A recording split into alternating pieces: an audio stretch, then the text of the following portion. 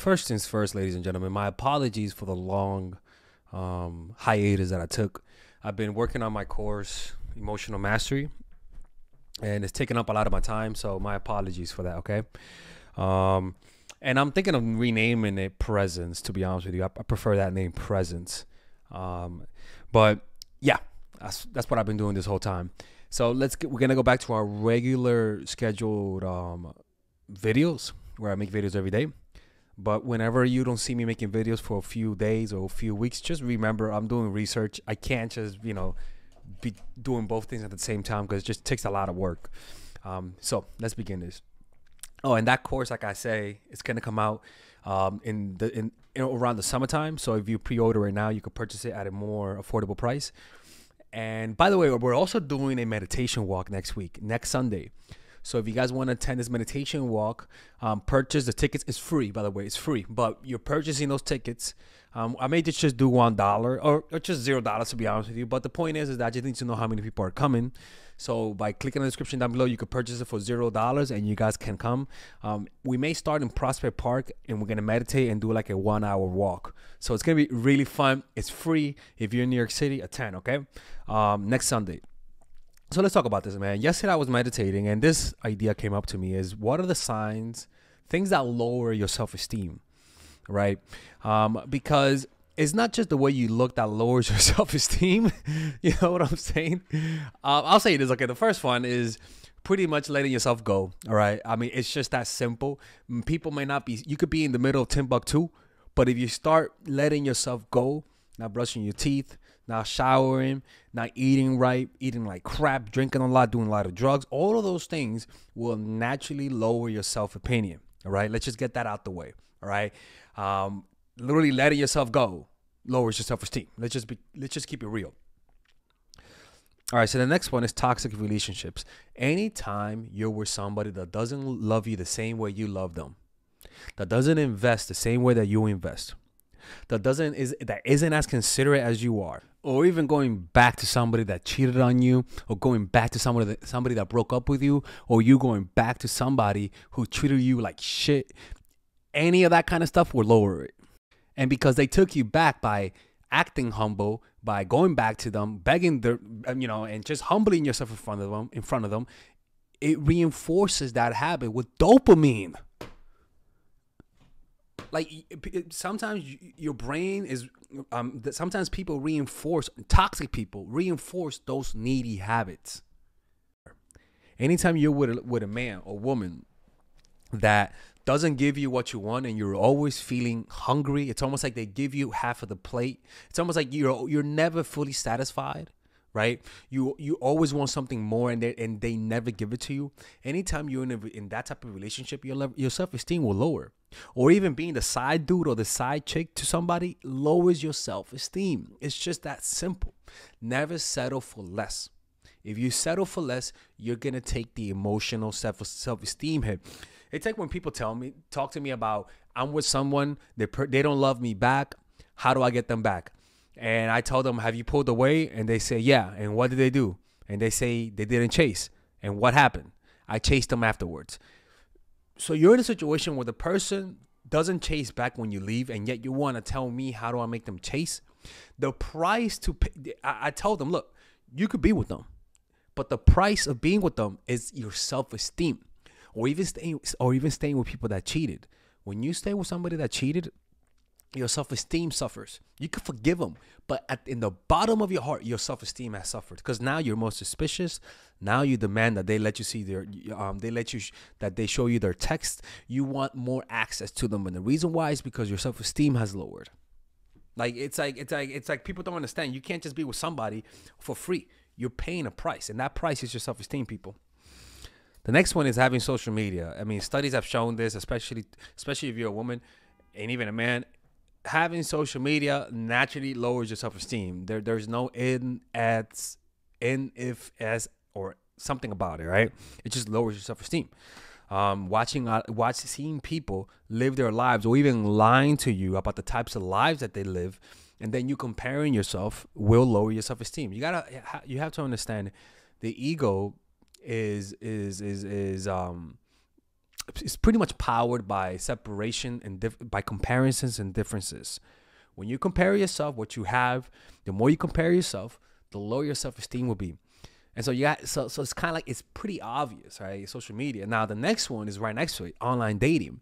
In online dating, people will never treat you how they treat you in real life. People will treat you as a hologram version of a human, where they think of you as an abstract object.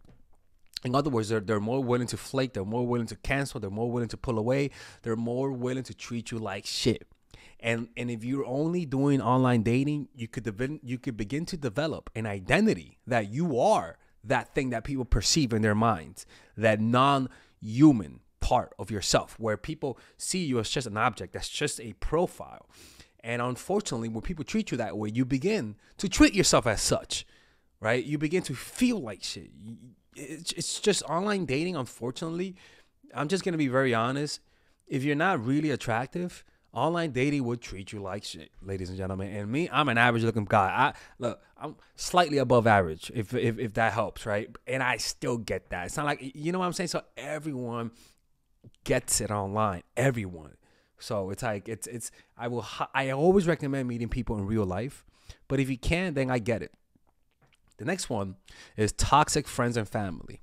Toxic friends and family will for the most part is what starts the toxic families. What starts the lowering of your self-esteem. Where if your parents have low self-esteem and they don't know how to cope with it, what they'll do is that they'll project their insecurities upon you.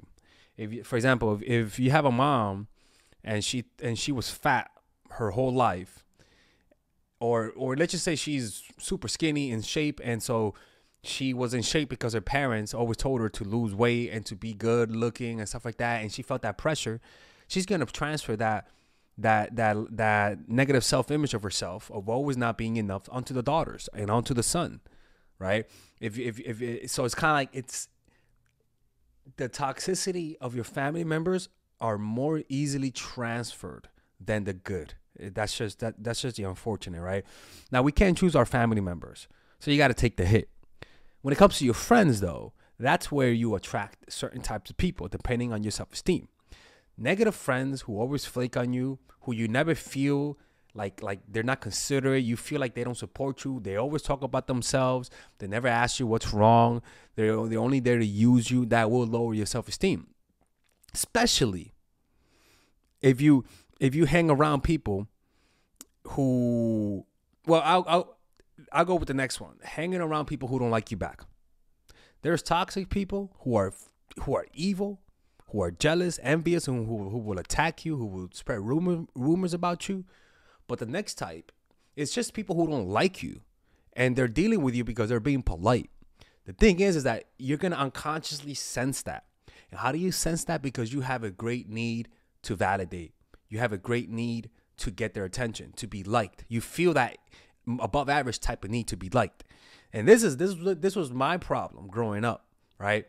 Why? Because me, when I was a kid, I didn't have a dad, right? I didn't have a dad. And so I gravitated towards male figures. Unfortunately, the male figures in my life, which were my cousins, they were too busy to pay attention to me. They didn't like me too much. And so because of that, I gravitated towards them even more. It's almost like saying, oh my God, they don't like me. How do I make them like me? And that became a pattern where if somebody doesn't like me, I will chase after them. Why? Because it was, in my mind, it's the same configuration that I had of not having a father figure and being rejected by potential father figures. So I had to tamp down that sensation. And anytime I felt the need to validate someone, to get them to like me, I had to see that almost like as a sign that says, hey, Alexis, you're in that state again, pull away, right?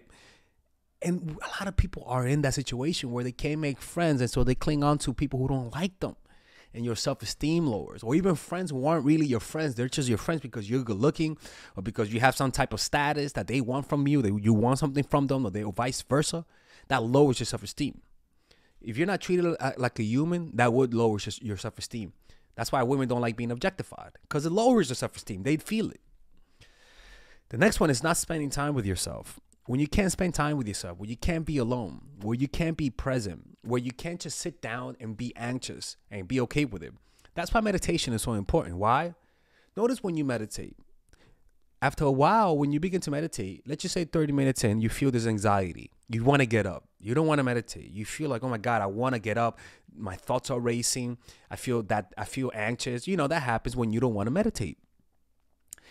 If you just sit down and deal with that anxiety, what you're really doing is just training yourself to deal so to tolerate anxiety. You're training yourself to sit down and not flinch at the anxiety. You're training yourself to cope with anxiety by just looking at it. That's why it's important to, when you feel like standing up from meditating, go an extra minute. That's when you start getting the growth. You know, when in weightlifting, the only time you start growing is not the first lift or the second lift, but right when you're about to lose it, right when you're above 60% of your limit. Let's just say you're doing 10 reps and you're on the sixth one. The seventh one is when your muscles start growing because you're getting all the lactose, whatever you call that thing in your muscles, right? It's the same thing with meditating.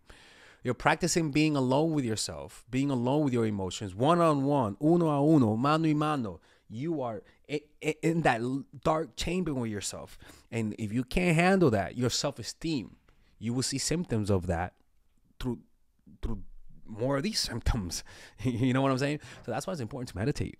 Because when you're able to sit down and be alone with that anxiety, you're mimicking, almost like practicing daily life where you're anxious. Somebody made you anxious. Somebody hurt your feelings, and you naturally have a reaction to that. And maybe you start trying to get people's validation, or even you post something on social media to feel good about yourself. But because you trained to, when you were meditating, you wanted to get up and you learn how to handle that anxiety. This anxiety that you feel now, you're going to be able to handle it. That's why meditation builds up that emotional immune system. The next one is taking things personally.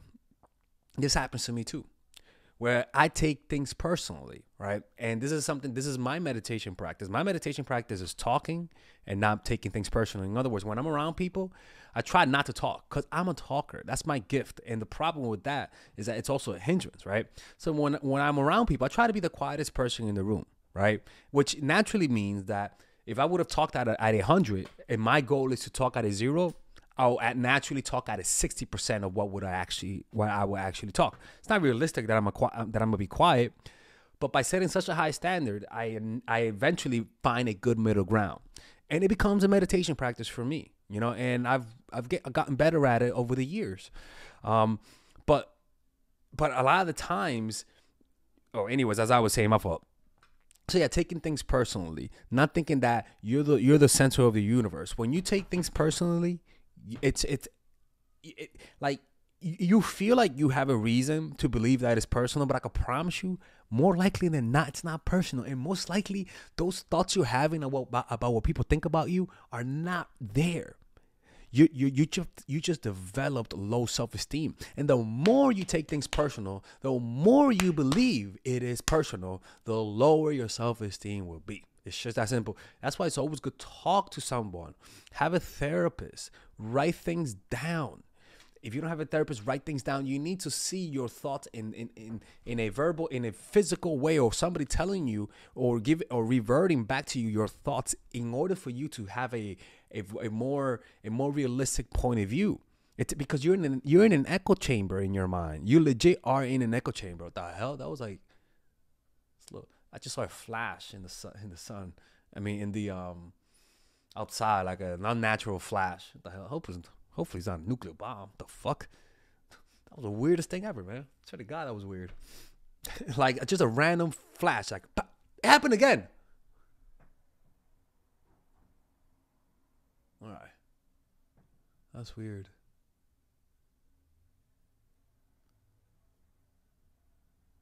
All of a sudden. All right, next one. Not having hobbies. When you feel bad about yourself, naturally you start thinking of why you're somebody who has self-esteem. You start thinking about, okay, I have a good kid, or I'm good at art, I'm good at this, or I'm good at that, I'm good at basketball. You could find a way to justify why you should feel good about yourself. But if you don't have any hobbies, all you could do is either take drugs or eat to self-soothe, or something that's negative. Having hobbies is a healthy way to let out all of those intense emotions, to let it out, right? Because if you could either do drugs, you could start fights with your family, you could go online and start debating or listening to debates, anything to let out the aggression. That's not a healthy way to do it. You want a way to let out the aggression through a positive way, through activities, boxing, basketball, football, soccer, anything that you could use your body to let go of that tense up energy. You want to do that, because if you don't let go of that tense up energy, it kind of corrodes you inside, and it kind of like it's like an infection when you that will eat away at you, and that will start eating away at your healthy organs. It's like it slowly will seep in. If you have all that pent up energy, it'll start attacking you because you're not letting it go, right? So that's what you want to do. Have hobbies so that you can feel good about yourself. And the last one is youth envy. As you get older, you're gonna develop youth envy. As you get older, you're gonna start getting more jealous of younger people. That as you age, that's what happens. You'll see good-looking guys, and you're like, oh, I wish I was dumb. You see a good-looking girl, you're like, oh, I wish I had those good looks. You gotta start, and the way to overcome youth envy is to just become comfortable with your mortality. Now, how do you do that? There's so many ways to do that, to be honest with you. But the way that I would tell, one of the easiest way is to start seeing older people as younger people. In your mind, imagine how they looked when they were young. And then then when you see older people, imagine how they will look when they're older. Because when we see young people, we imagine that they're always going to be young. We don't have that we don't have those apertures expanded. The apertures of time are not expanded when we feel we have low self-esteem. Expand the apertures of life and see that one day everyone will die. That neutralizes the youth envy by just imagining that people eventually will die. Not wishing their death, motherfucker, okay? Calm the hell down, put the knife down, but imagining them being old and imagining old people being young. When you are able to internalize the movement of time, because what that really is just fear of death, to be honest with you. It's just fear of death. You feel alone. But when you can see that everyone is in it, you're going to notice that you're going to join. You're going to have a sensation where it's almost like the brotherhood of death, where everyone is in it. It actually makes you feel better. It's like during the pandemic. If you were the only one in quarantine, you feel like shit. But because you knew that other people were in it, you didn't feel that bad. Join the brotherhood of death by imagining everyone's death, understanding that one day you will die. And when you do that, youth envy lowers and you feel so much more comfortable with your age. And there's nothing more attractive than an older person who's comfortable with their age. Attractive doesn't mean that people are going to want to bang you. Attractive means that you have a good vibe. You don't come across as a bitter person. You seem comfortable with your age. That's the best compliment you could ever get as you get older in life. And I met people like that. They had a young energy about them. It's truly beautiful. I met one guy in Florence, and he was just like that. His name was Chet, something like that. He was British, but he was so comfortable with his age, so comfortable. We would ask him to hang out. It was a bunch of young people. He was like 67. And he was like, oh, no, that's for young people. He would never be urged to hang out with us. But because of that energy, because of that laid back energy where he was just so comfortable with it, we wanted to hang out with him more. Right? Anyways, I hope you guys enjoyed this video. If any of you guys need one-on-one coaching, go to mindfulattraction.org to get one-on-one coaching. And I'll see you guys in the next video. And also, what are other things that causes youth envy? All right? Let me know in the description down below. And by the way, I'll let you guys know tomorrow about this part, okay? All right, ladies. So finally, I have released my second course for women, which is natural chemistry. This course is a 5-week course. 5-week course where every week you're going to get a new set of videos based on specific issues. This course is all about how to create and maintain the attraction in any man. This will help you create love. This will help you deepen the love with your man. This is not about manipulation. This is not about playing games. This is genuine natural chemistry. No more short-term partners, no more being fooled. Why? Because I will reveal to you not only how to create attraction in the first week, but also how to understand male nature, how to understand their tricks, how to prevent from being too attached, signs that he's the wrong guy, signs that he's a narcissist, signs that he's a mama's boy, signs that he's an emotionally available guy, emotionally unavailable guy. We go over everything. We go over this third week, setting boundaries. We go over the third week, controlling your emotions, right? Setting boundaries, fourth week. Fifth week, embracing your masculine and the feminine, right? And on top of that, I have over 10 different bonuses. 10 different bonuses, my Lord have mercy, right? With a money back guarantee. The bonus are: 1, the natural chemistry, over 10 hours of content, right? The breakup formula, how to deal with a breakup, right? The connecting with your man, right? Establishing a life of abundance, social mastery, understanding your dark side, the goal setting seminar, which is about how to set and achieve goals, practical mastery that will teach you how to master anything, the laws of human nature. I have a book club for the laws of human nature with over 4 hours of content, right? The transformational seminar in a pocket, which is my mindfulness seminar, and the Chase audiobook. This originally is $1,800, but you get it starting at $97, ladies and gentlemen, right? $97. We have different packages, but all of this starts at $97. And you know what? You can check it out for free if you want.